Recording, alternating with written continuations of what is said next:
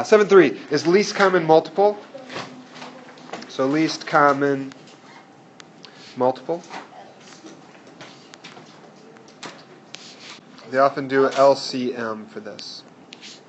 It's for least common multiple. And really what we're doing is we're taking two numbers, like say 5 and 7, and figuring out what's the smallest number that 5 and 7 both evenly go into. And there's a couple ways to find it. So I'm going to say two ways to find them, or ways to find them. So ways to find them. And one way, kind of the more simple, but it can be a real pain, especially if the numbers end up getting big, is just go through and list the multiples. So list multiples. And I'll throw an example at you, so maybe I'll say example 1, find the LCM, the least common multiple, of 4 and 5. I usually, if I'm going to list the multiples, I'll start with a smaller number, and we'll do this, and I'll come back and say why in a minute. But so I'd have 4, 8, 12, 16, 20, 24, 28, and so on, and just keep going. And then I'll take my bigger number, and I'll kind of somewhat line up where they go. So I've had it before when I'm doing a long list. If my common multiple ends up being like here in my second row compared to over here, I might miss it. So that's why I do the small one first. And now I can say 5, 10, 15, 20. And then if they're right by each other, it's easier to see the answer is 20. And some of those, you probably maybe knew that already in your head, because multiples of 5 have to end in what or what? 5 or 0. So if you remember a rule like that, you can just take the 4 and just do multiples of 4 until you get one that ends in a 0 or 5. So you can kind of use those divisibility rules in a way that works for you. Now, as long as you're able to use a calculator, there's a shortcut that you can do to figure out these multiples on a calculator, where a lot of the small numbers like 4, those are going to be no problem. But say you're doing multiples of 39 or of 47 or something like that, that's a little bit more challenging. Here's something that'll work on a Texas Instrument calculator or a Casio calculator, as long as it's either a graphing calculator or a calculator that has, as you type things in, it gives you the small numbers on the top, and then you get your bigger answer down below. So if you have one of those like two-line calculators. So say you want to do multiples of 37. How you could type that in is to do 37 and then your equals button, or enter if you have a graphing calculator. And then once you do that, if you do plus 37, as soon as you do that plus 37, it's going to say like answer plus 37 on the screen. And now when you hit your equals or your enter sign, it's going to add 37 to your 37. But now if you hit equals again, it just repeats that line of answer plus 37. So every time you press equals, it's going to give you another number in that sequence. If you don't have a calculator that has those two lines, you might still be able to do this. And here's how to do it with those types of calculators. These are the older ones I found. But if you want to do multiples of 37, if you do 37 and then hit your plus button twice, you'll know it's going to work if at the top of your screen you see like a little tiny K show up. But if you do 37 plus plus 37, now every time you press equals, it should give you the next number in the sequence. You'll know you have your calculator working right if the numbers it gave you were 37, then 74, then 111, 148, and so on. The second way, though, is the one that I think works best. This is one that I kind of default to. It uses that thing we were doing before, the Prime Factorization. So what we're going to do is we're going to do a factor tree. And once we do a factor tree, we do something a little bit different with those prime factors, with kind of the ends of the factor tree. And here's what you do. Once you do your factor tree, maybe say factor tree, all the numbers. So if you're trying to find the least common multiple of two numbers, you do two factor trees.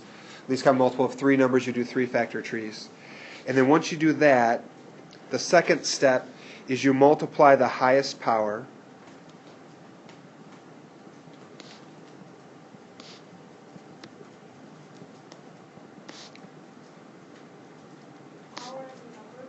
like an exponent.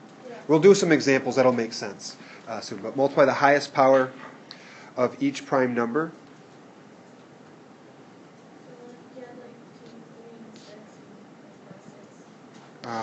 Show you in a second. It'll help a ton.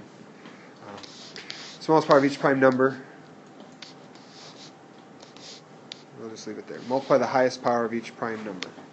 And an example is going to help just a ton. So if that's a little bit blurry, that's me trying to come up with what makes the most sense. All right. I'm going to do kind of one example of two numbers, and then I'm going to change it a little bit at the end to make it go a little faster. So if you can do these factor trees, we can shorten up the notes a little. So if we have the least common multiple of 8 and 18. So say we're trying to figure those out. Well, what we do is we do two factor trees. So we could say 8 is 2 and 4, and we could break up that 4 into 2 and 2. So let's keep cranking through here then. So if we do, oops, wrong color. So the 8 is going to be a 2 to the third, agreed? And then we could take the 18 and break the 18 up into 2 and 9, and then a 3 and a 3. So we have 3 prime factors there. So the 18 is 2 times 3 squared. So that should be review from the last section. We okay on those? What I was trying to write in the explanation is, well, our prime factors, we have the numbers 2 and we have the numbers 3 for these. If I'm looking at my two different 2's, I have the 2 to the third and I have a 2 to the first, right? 2 to the third is bigger, so I'm going to, for the LCM, it's going to be 2 to the third times, now I just kind of ignore that 2 because it's not the biggest one, but now I have a 3 squared there, so times 3 squared. So my least common multiple is going to be 2 times 2 times 2, which is 8, times 3, which is 9, and 8 times 9 is 72. So the least common multiple of those two numbers is going to be 72. Fair enough? If I were to add a third number in there, and I'm not sure if we should mess up the notes, I'll maybe say, if we add in a third, you can choose if you want to write this or not, but if I have 87, so what's the least common multiple now of three numbers? What we'd have to do is we'd have to do that third factor tree, and can't divide by 2. Could you divide by 3? 8 plus 7 is 15.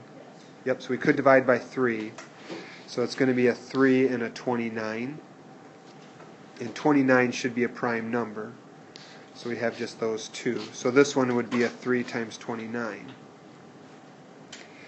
So if we look at how that would change things, well, before I had this 2 to the third, that's still the biggest one. Of my 3's, I have a 3 squared and a 3 to the first, so 3 squared is still the biggest power. But now what do I need to add to find the new least common multiple? 29. Yep, I need to do a times 29. And 29 to the first is the highest power of 29. So my final answer then for all three of those would be the 72 times the 29, which would be 2,088.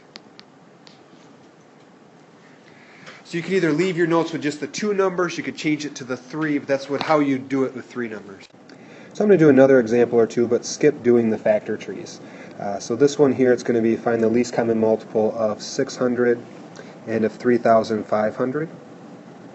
And you could go through and do your factor trees, but when you do that for this 600, you're going to end up getting 2 to the third times 3 times 5 squared. And when you do that for the 3,500, you get a 2 squared times 5 to the third times a 7. But once we have that information, we want to go over well, how do we figure out what the least common multiple is? Because I found people struggle with that a bit. Well, we know we have 4 different numbers there. We have 2, 3, 5, and 7. So we're going to have to multiply a 2, a 3, a 5, and a 7. Now the question is, which power does each of those go to? So if we're looking here at our 2, we have a 2 to the third, and we have a 2 squared. Well, we take the higher power, so it has to be a 2 to the third. When we look at our 3, we just have one 3 right there, and that's a 3 to the first, so we leave this just as a 3 to the first, or just a 3. With our 5's now, I have two 5's. I have a 5 squared and a 5 to the third. We keep the higher power of 3, so this now becomes a 5 to the third. And then last but not least, we only have one 7, and so we keep that 7 there.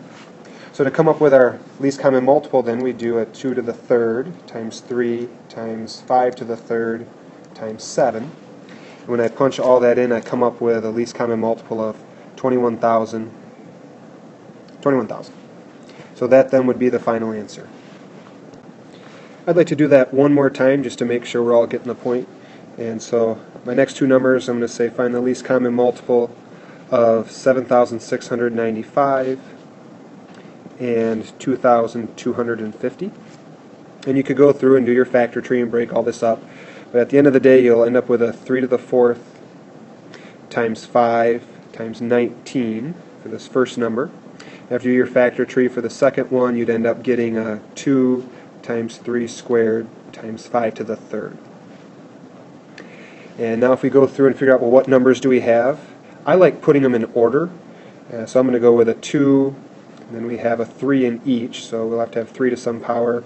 And we have a 5, and then we have a 19. So we're going to have to multiply those four numbers. Now let's get the powers of those. So if I look at my 2 over here, it's just a 2 to the first, so I leave my answer there as a 2. Now with my 3's, I have a 3 to the fourth, and I have a 3 squared, so we take the higher exponent of the 4. And now for my 5's, I have a 5 to the first and a 5 to the third, so I keep the 3. And now 19 is just right there to the first power, so I have 19. So now if I take and punch all those in, 2 times 3 to the fourth times 5 to the third times 19, I get the whopping number of 384,750. So that would be the least common multiple of 7,695 and 2,250. So the next example is going to be this. Let's say you get a question that says, here's two fractions. Write them with common denominators, the least common denominators. So here's kind of like a shortcut for doing that. So rewrite 1/12 and 2/15 with the least common denominators.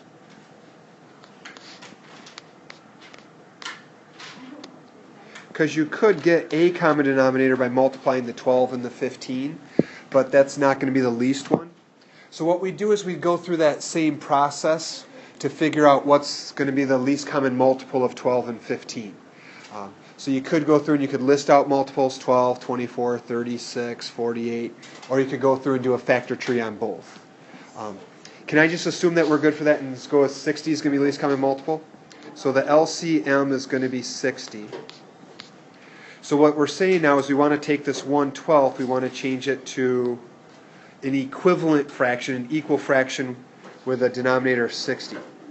You could do it two ways. You could put an x up there and cross multiply and divide to find x. That's more work. Or you could say 12 times what gives me 60? 5. So if I multiply my 12 by 5, I have to multiply by my 1 by 5. So 1/12 is the same as 5 over 60. And then if I have 2 over 15, if you want to find out what fraction is that with a denominator of 60, now I'm multiplying 5 by 4, so I have to multiply by 2 by 4, which would give me an 8 over 60. So that would be 1/12. 1/12 is 5 over 60.